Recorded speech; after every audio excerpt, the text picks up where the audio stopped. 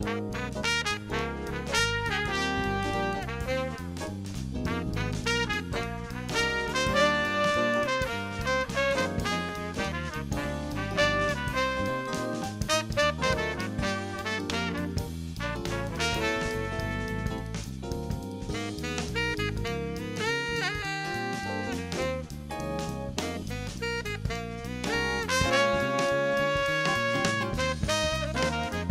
didn't realize you were British. I should have said. No, that's fine. I think it's awesome that you're British. Can I get you something? Yeah. 2 glasses of your finest Merlot. Oh, I'm actually not a huge fan of. Oh, in that case, we'll have 2 Chardonnays. Wine is actually not my thing. Not to worry, like the hard stuff, eh? Very nice. 2 gin and tonics. I'll just have a beer. Ah, no worries, no worries. 2 Bass ales.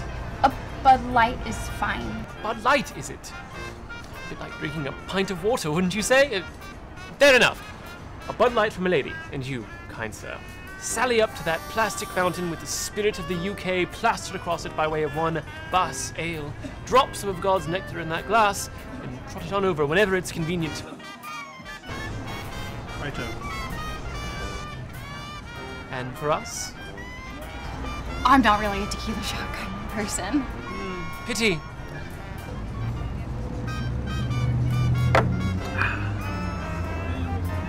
Don't mind if I do.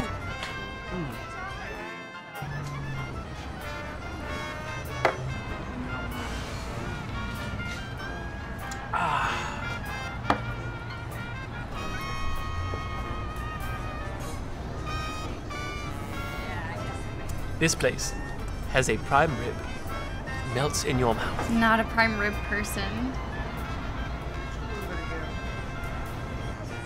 You'll love it. I don't really like prime rib. I prefer my meat to be more cooked.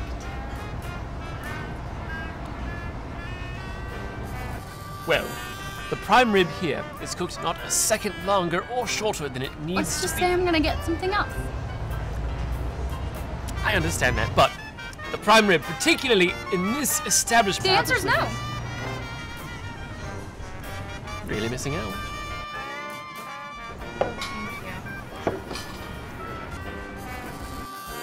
What should we drink to? Oh, I don't know. What do you want to drink to?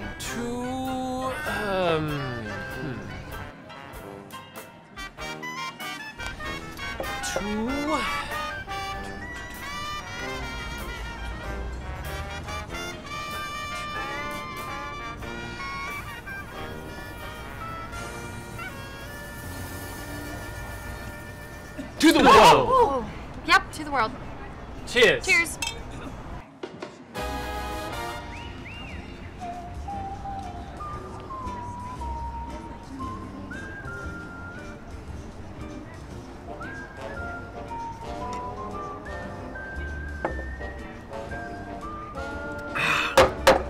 Bartender! Another!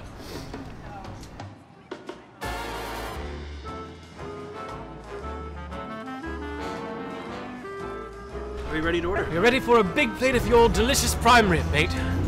I'll just have a Caesar salad. You're not even going to try the prime rib. As I said, I'm not too keen on uncooked meat, so the Caesar salad is just fine.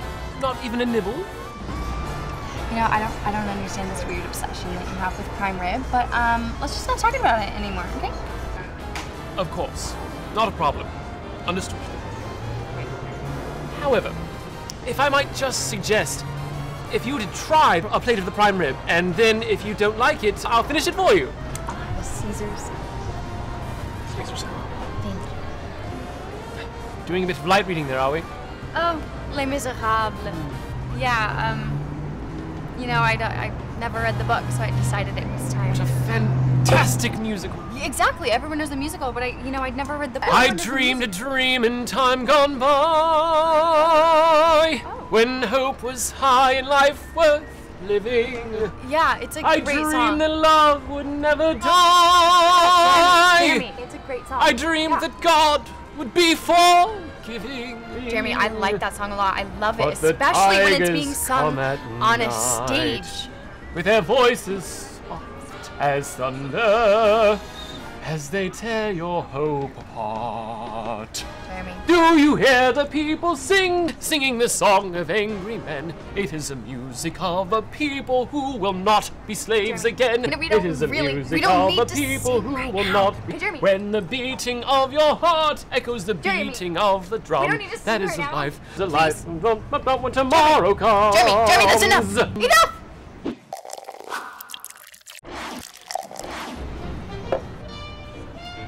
Do you read? Read anything? Do you read Do anything? I read? As much as I can. I have, you realize, dyslexia. Oh. No, I didn't. Sorry. Not to worry, not to worry. It's not such a bad thing at all. You see, when a bloke reads a book, after he's done with it, what has he got? He's got a book that's been read already. But with dyslexia, after I'm done with the book, I can read it again because the words are all jumbled up to mean something different this time. Then what have I got? I've got a different book, haven't I? Same book, different story this time, isn't it?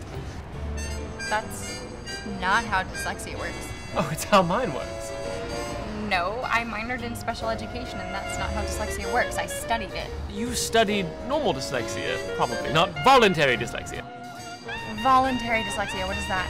Voluntary dyslexia. Took years of training, but I finally was able to master the art of it.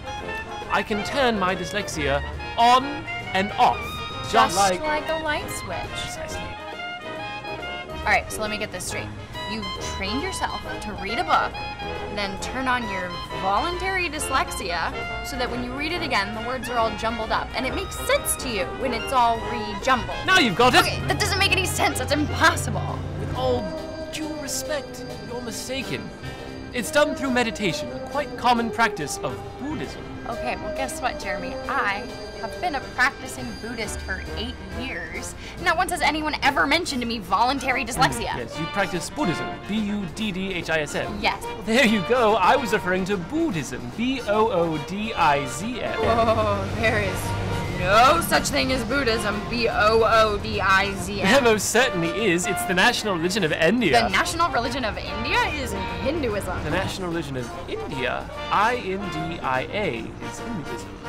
I was referring to India, Endea, the island state just west of Madagascar, where you'll find the national religion is, in fact, Buddhism. Boodizm.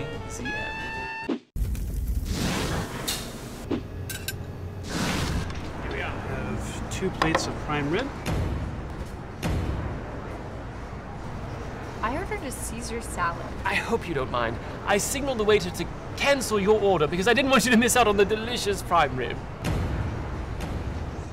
I'll just take my check now. Check, but you didn't even try the prime rib. I'm not going to eat the prime rib! Well, more for me. You know what, and while we're talking about it, I'm also not gonna drink a Bass Ale that I didn't order, tequila shots that I don't like, and Merlot or Chardonnay if it's not what I wanted, okay? And you know what, I'm not particularly in the mood to belt out show tunes at the top of my lungs in the middle of a public place while being forced to eat raw meat and having a discussion about something as ridiculous as Buddhism, Boodizm, and a place called India, Endea. One quick thing. I seem to have forgotten my wallet. If I might just ask one small favor. Miriam. No, Jeremy. Miriam, Jeremy? Is everyone here named Miriam and Jeremy? I beg your pardon? You see that couple over there? Their names are Miriam and Jeremy.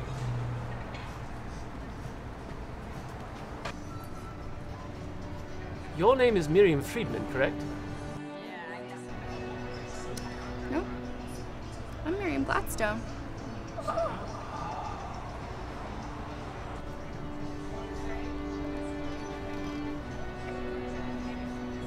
Oh, good heavens. I seem to have made a terrible mistake.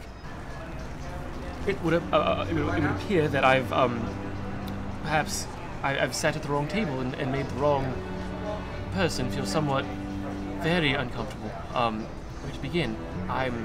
My name isn't Jeremy. It's Todd, and I'm not here on a blind date, at least not the traditional sort anyway, with either a Miriam Gladstone or a Miriam Friedman. I work for a place called Buzzkill? Buzzkill. Yes, it's a sort of internet service for recently broken up couples. I work in the Freak Out Your Ex-Girlfriend department. A bloke named Herbert hired me to ruin the evening of a Miriam Friedman.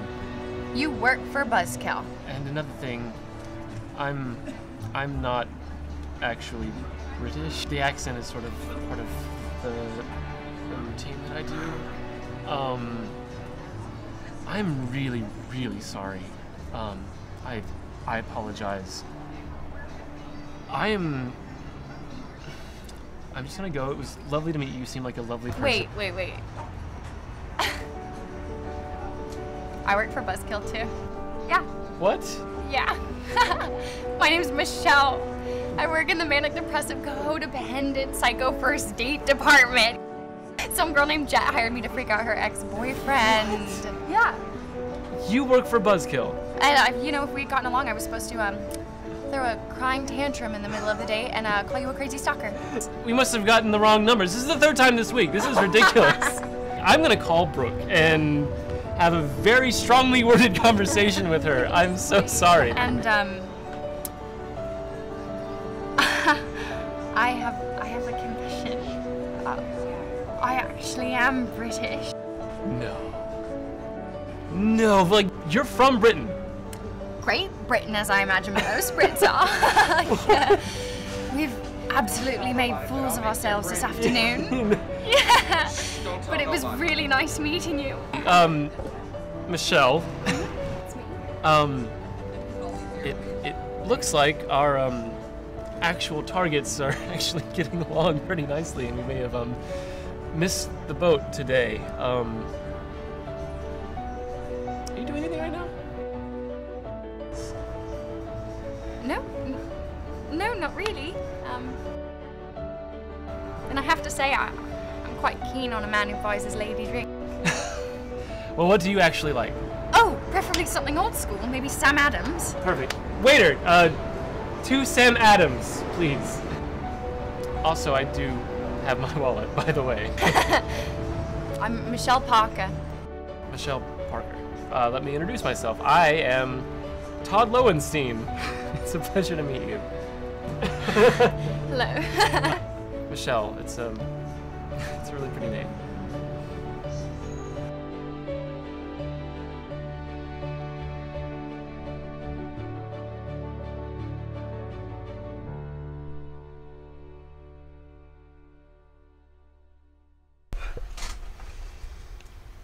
Do I know that guy? What guy? Guy you work with, the one you were hot for, the one you were gonna try and get something going with? Yeah. Didn't I tell you?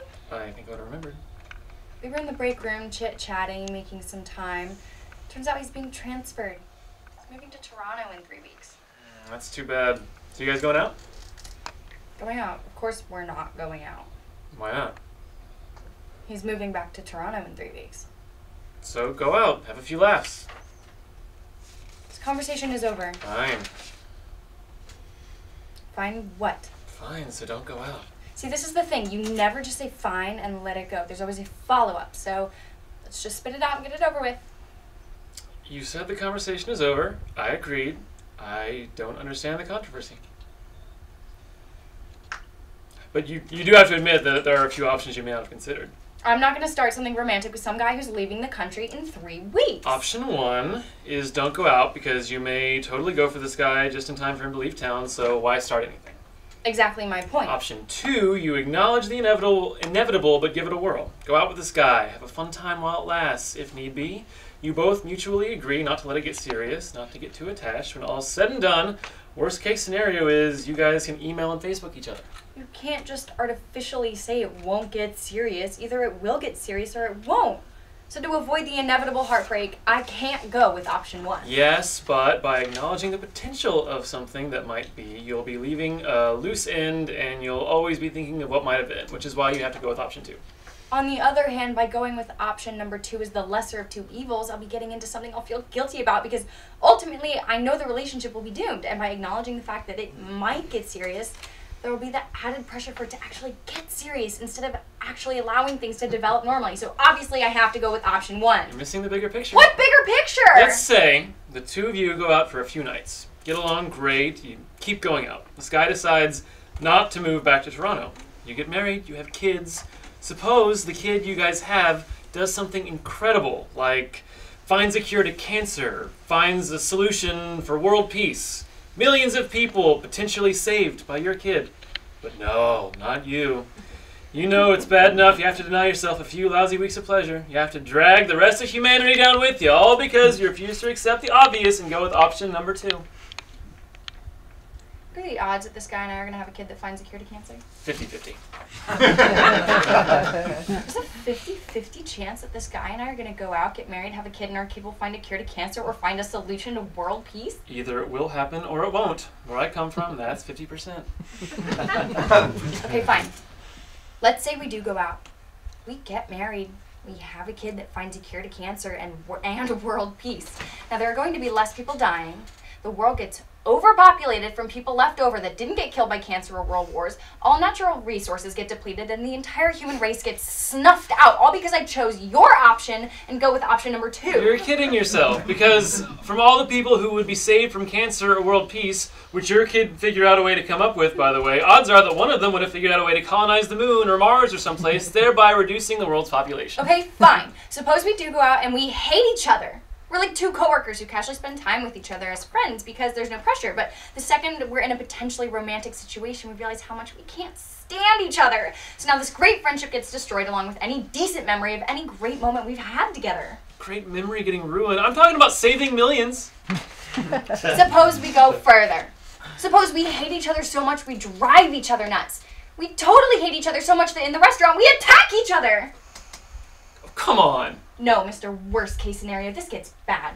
We get into a physical altercation and we're fighting each other so much that we crash into another table for a couple trying to enjoy their romantic dinner sitting and we ruin their evening. They're so upset that they never speak to each other again.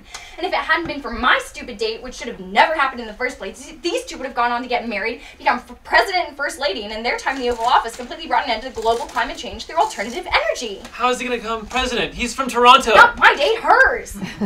You know, he's American. He was born in Arkansas. You know that. That shouldn't matter. She should become president. How about that? Your assumption is he, when I'm saying she would, and they would have a child in the office. That would have found a cure to cancer. Too late. Your kids had already done that. Their kid would have invented cold fusion. How about this?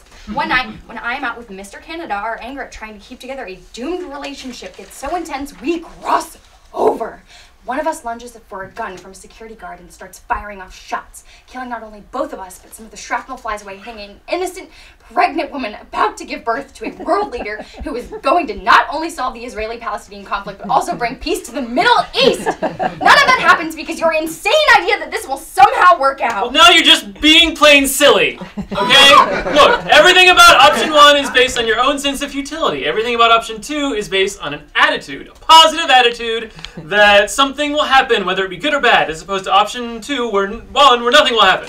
I just want to take a moment right now and consider all the time you're going to waste over the next 40 years wondering what might have been and what if, and then weigh that against one beautiful Saturday night with the potential man of your dreams. Could you really live with that many months, possibly years, all gone down the tubes, all because of your childish refusal to take one insignificant chance? And while you're at it, I want you to consider how you're going to feel 20 years down the road, as just about the time when the kid you two would have invented that cure to cancer, which we both acknowledge there's a 50-50 chance of happening. And think of the guilt you're going to feel every time you see a dying cancer patient.